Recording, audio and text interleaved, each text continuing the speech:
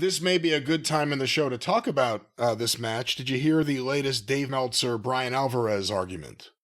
Oh, are they fighting again? You know, I hate it. Somebody needs to regulate Dave's medicine because he wouldn't get cranky. Then maybe it's his blood sugar. Or could be he needs some Metamucil. What are they arguing about now? Well, they're arguing about this match, so let's go to this. The Meltzer Says What Twitter account, which follows Dave Meltzer all around the country, or specifically at home, I guess. And they pay attention to what's going on there. Here is from Wrestling Observer Radio, Bryan Alvarez and Dave Meltzer discussing the Hounds of Hell versus Takeshita and Fletcher. Wrestling Observer Radio, February 6th. We'll stop it along the way. Then we had Takeshita and Fletcher versus the Hounds of Hell. And it's a hell of a match. This was quite a great match. It's a hell of a match. But I thought they had a few near falls too many.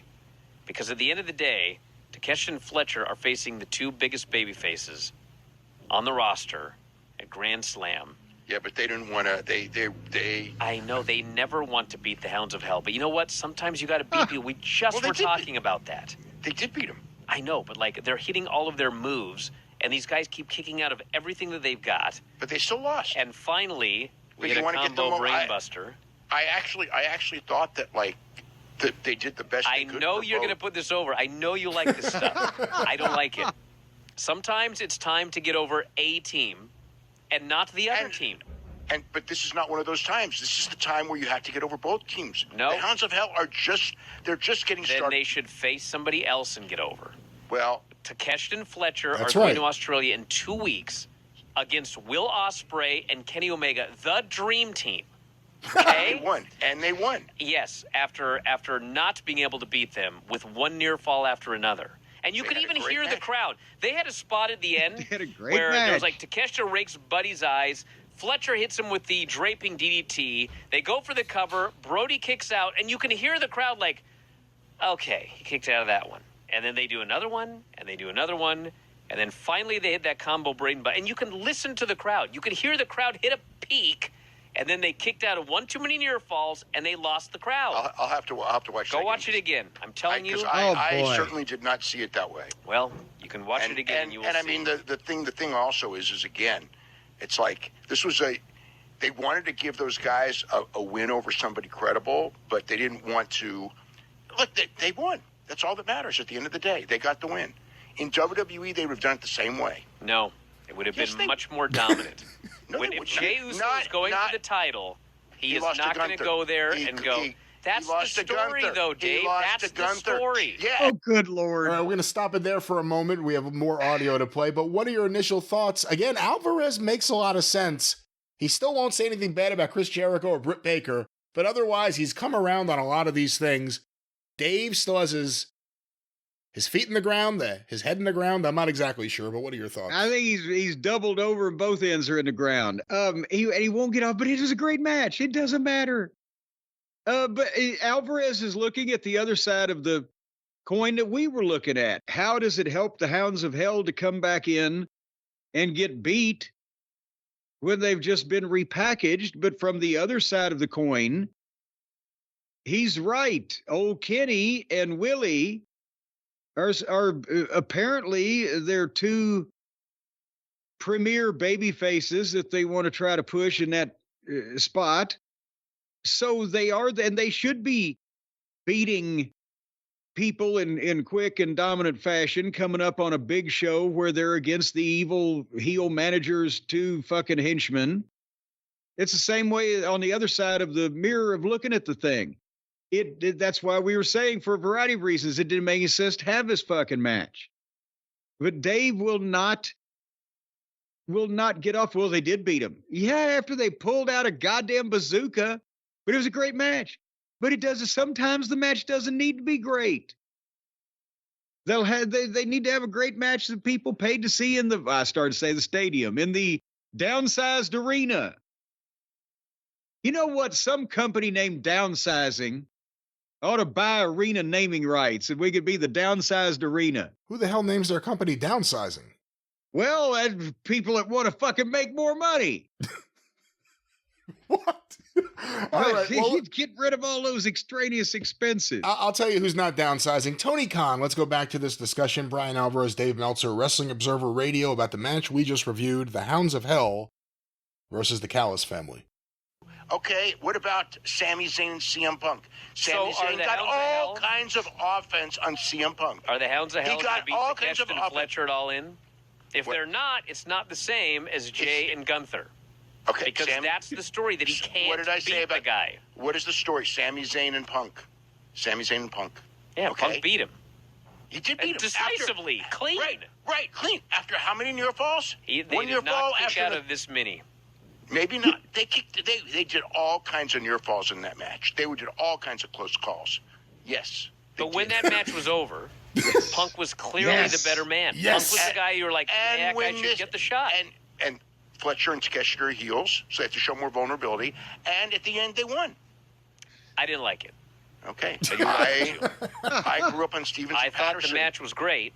I thought there were too many near falls there. I grew up on Stevens and Patterson, and what they did. That's fine. I grew up on 70. Hold on, that's what they did? Stevens and Patterson kicked out of nonstop near falls? Well, yeah, body slams. Not fucking super pile drivers from the balcony. Yeah, no DDT off the top rope on Ray Stevens ever. Hold on, let's go back to this.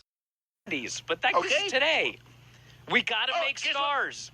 We have to make stars. Who's we? Well, he's taking the viewpoint of the company that he's fictitiously running now. To make guys that are at another level than other guys. That's what we have to do. Okay, otherwise, we're not going to have stars. Guess what? Who's wrestling Okada? Who is wrestling? Buddy? Yeah, Buddy's wrestling Okada. So he has to be protected. Okay, so put him in another match. They decided to make it exciting. I know they did. That's my point. That was a mistake. If you want to protect two teams, have them each do different matches. We have 220 guys on the roster. Don't tell me there's not another team that Takeshita and Fletcher could beat that's a named team. Don't tell me there's not another team that Hounds of Hell could beat. Okay, or Buddy, because there is. Okay, but guess what? They also did the spot with the fake Okada spot in the match. If you don't have Buddy... Oh, that one even made me more angry. I wish you had to mention that. Oh, my God. So they're doing this match, and they're like halfway through, and Buddy goes up top, and they hit Okada's music, okay? They hit his music in the middle of this match.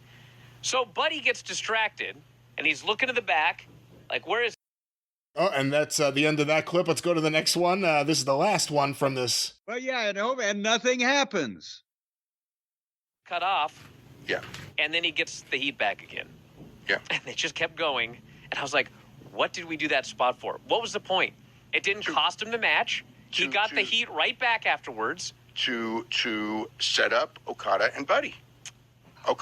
Hey, stop it here, Brian.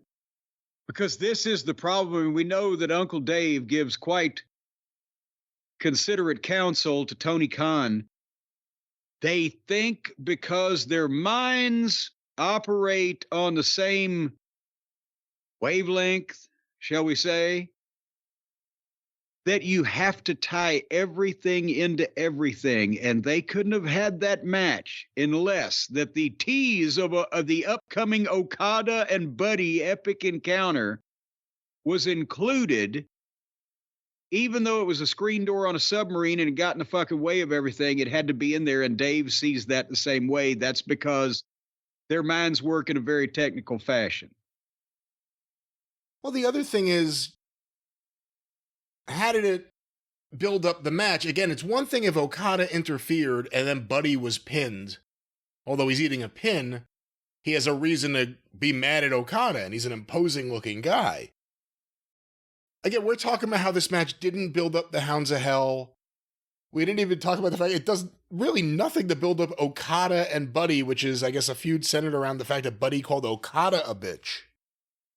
Well, yeah, but that's what, again, Tony thinks, oh, we got to remind him about that. And he'll throw it in, whether it fits or not. And it didn't matter. And Dave thinks the same way. Well, that's the problem. Dave justifies, the way Dave never flat out says the truth or calls out Tony Khan, he also will excuse things or justify them. Let's go back to this. It's to remind people Okada and Buddy are doing a match in 10 days. We just saw an interview 5 minutes earlier. So that's more to add to it. If the music or Okada would have cost him the match, then fine, okay, right. That makes sense. Well, but they didn't want to. They did music, and then it led to nothing. It was just something in the middle of the match that led to nothing. It's part of the deal of Don Callis being really smart. Don Callis, came up with something to help his team. They didn't win the match with it, but it was a spot in there. It's part. Don Callis, is there anything wrong with making the evil manager really smart? If the music would have led to the baby faces getting the heat, or the heels getting the heat on them, then that's fine, okay? Yeah, but the music hit, the guy's distracted, and literally the spot was he gets cut off, and then he immediately slips out and gets back in control again. So it didn't even distract him. He should have sold it longer. I do agree with that. That's exactly correct. I will agree with that. He should have sold it. He should have sold it. Because otherwise it was a pointless distraction. Yeah, if you're going to distraction, the distraction has to lead to something. Not the guy just getting back in control again. It led who it distracted? Who? The fucking people. Yeah. The fans. It distracted the fans. They were into the match, and then suddenly, what's going on? And nothing's going on. Where were we? That's what it did. Well, Jim, on that topic, real quick, we have a follow-up, apparently, that has been sent to us. This is from Wrestling Observer Live. No Dave Meltzer, Bryan Alvarez with a wonderful guy, Mike Sempervive. Let's go to this. You are on the air. Who is this and where are you calling from? This is Michael from Rochester. Thank you, Brian and Mike, for taking my call. And I 100% agree with you about your points about AEW that you had at the beginning of the show.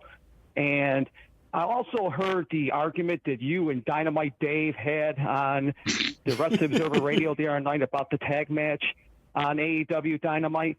And it feels like to me, as someone who has read Dave's stuff since the 90s and has listened to both of you guys for over 20 years, that ever since WWE has gotten better, basically since late 2022, that Dave has become much, much more of an insufferable jerk. And I listened to that argument, and you made, really solid points. And instead of, him just maybe disagreeing with you and moving on, he just went on and on and on. And I got to give you credit because I could never put up with that. And I feel like Dave has just become more and more unhinged the more WWE gets better and better. I don't think he's unhinged. I appreciate the call, but I don't want to... Do me a favor, call him a solo show and say all those same things about Brian, because I agree with all of them. Oh, how dare you. How dare you. See, the thing with that argument, I don't want to get into it here because I got into it on the board, is Dave is right that there is a template to booking certain things, okay? But... he brings up, what's his name? There's so many names. It's like Bill Watts, and they would have done it the exact same way. Bookers, bookers in the past would have booked it the exact same way. Okay. And it's hold on a second, okay? If you have a template that Bill Watts used, okay, the idea that you can just do that for any group of people at any time, okay? If it were that easy, every company would have tons of stars. You just copy a template. But it's not about just the template. It's the right person in the right match at the right time. If you use the same template at the right place at the right time with the right people, it works. If you use that template in the wrong place at the wrong time with the wrong people, it doesn't work. There's no template that is universally going to work. And that template didn't work for that tag match, I thought. Back in a moment. Observer Live. Well, there it is, the from A to Z of that. I agree with Alvarez. I can't wait to see the thumbnail of the non-working template. He with a sign around its neck, will not work for Tony.